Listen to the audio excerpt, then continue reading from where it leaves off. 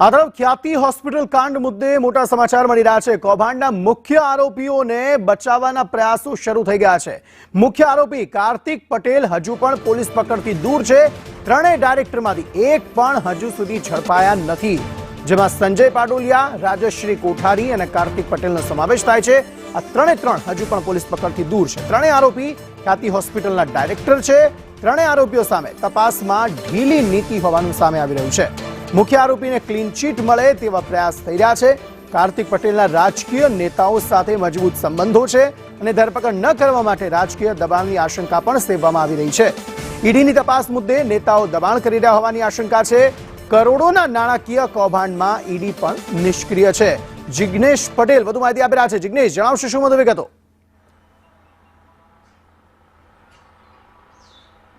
अंकित, ख्याति कौभांडमां एक बाद एक नवी हकीकत सामे आवी रही है। गई काले 5 आरोपीओनी धरपकड़ करी लेवामां आवी। जे 5 आरोपीओ जेमां 3 सीईओ साथे तेना मार्केटिंग अने जे आसिस्टंट मैनेजर हता तमामनी धरपकड़ थई अने धरपकड़मां घणा मोटा खुलासा पण थया अने साथे ज मुख्य 3 आरोपी जे हजी फरार छे, जेमां कही शकाय कार्तिक पटेल, तेना राजश्री पटोलिया अने संजय पालोडिया के आ जे त्रणेय डायरेक्टर छे ख्याति होस्पिટલના તે હજી સુધી પોલીસ પકડથી દૂર છે અને માટે જ પોલીસની કામગીરી પર સવાલો ઊભા થઈ રહ્યા છે કે આખરે નાની માછલીઓ હાથમાં આવે છે અને મોટા મગરમચ્છો શા માટે પોલીસ પકડમાં નથી આવતા।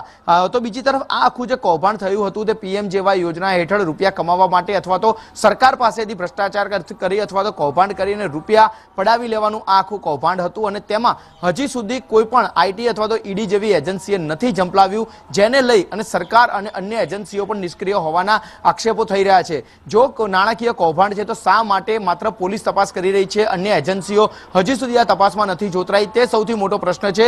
સાથે જ જે 5 આરોપીઓની ગઈકાલે ક્રાઇમ બ્રાન્ચે ધરપકડ કરી તેમને પકડાવવામાં પણ કાર્તિક પટેલનો રોલ હોય તેવા આક્ષેપો થઈ રહ્યા છે। કારણ કે જે આરોપીઓ ગુજરાતની બહાર નીકળી ચૂક્યા હતા, ઉદયપુર અને યુપીની બોર્ડર સુધી પહોંચી ગયા હતા, તે આરોપીઓ શા માટે અમદાવાદની નજીક આવ્યા તે કોયડો વણ ઉકેલાયેલો છે। પરંતુ તેની તપાસમાં હકીકત સામે આવી કે કાર્તિક પટેલે જ તમામ આરોપીઓ સાથે સંપર્ક કરી અને તેમને એક વકીલને મળવા માટે કહ્યું હતું અને તે વકીલ તેમના આગોતરા જામીન અરજી ફાઇલ કરવાનો હતો, પરંતુ જામીન અરજી ફાઇલ થાય તે પહેલા જ તમામ આરોપીઓને પોલીસે ઝડપી લીધા। એટલે કે તમામ આરોપીઓને ગુજરાત સુધી લાવવા માટે કાર્તિકે સિંહ ફાળો ભજવ્યો હોય તેવું સામે આવી રહ્યું છે। તો બીજી તરફ રાજશ્રી કોઠારી અને સંજય પટોડિયા જે હજી સુધી ફરાર છે તે અંગે પોલીસ પાસે કોઈ માહિતી નથી, માટે આ આરોપીઓ ક્યાં છુપાઈને બેઠા છે, કેટલા સમયથી તેઓ બહાર છે, કઈ કઈ જગ્યા છે, તે અંગે પોલીસ હજી સુધી યોગ્ય પગેરું નથી મેળવી શકી। આ કેસના અંદર જ્યારે સૌ પ્રથમ 13 તારીખે ફરિયાદ થવાની હતી તે પહેલા આરોગ્ય વિભાગની એક મહત્વની બેઠક ગાંધીનગર ખાતે મળી હતી અને તે બેઠકમાં ગુનો નોંધાશે તેવી માહિતી પણ આરોપીઓ સુધી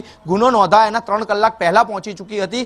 જે આરોપીઓ ખ્યાતિ હોસ્પિટલે હાજર હતા, જેમાં સીઈઓ કહી લો કે પછી તેમના એકાઉન્ટ મેનેજર કહી લો કે તમામ આરોપીઓ જે અત્યારે પોલીસ ચોપડે ઝડપાયેલા છે અથવા તો ફરાર છે, તે તમામ આરોપીઓ ખ્યાતિ હોસ્પિટલે હાજર હતા અને ગાંધીનગરથી આરોગ્ય વિભાગમાંથી તેમને માહિતી મળતા જ તેઓ ત્યાંથી નાસી છૂટ્યા છે। એટલે કે આખા કેસની અંદર ક્યાંક ને ક્યાંક સરકારની અથવા તો તંત્રની આરોપીઓ સાથે મિલીભગત અને તપાસમાં ક્યાંક ઢીલી નીતિ તે આ કેસને ખૂબ જ નબળો બનાવી રહી છે અને સાથે જ ઈડી જેવી અન્ય એજન્સીઓ આખરે તપાસમાં કેમ નથી જોડાઈ, જ્યાં નાણાકીય વ્યવહારોની શક્યતા રહેલી છે, તે સૌથી મોટો પ્રશ્ન છે। ત્યારે પોલીસ તપાસમાં શું હકીકત સામે આવે છે અને આ ઝડપાયેલા આરોપીઓની ધરપકડ બાદ શું ખુલાસા થાય છે તે જોવું મહત્વનું છે। આભાર સમગ્ર માહિતી આપવા માટે।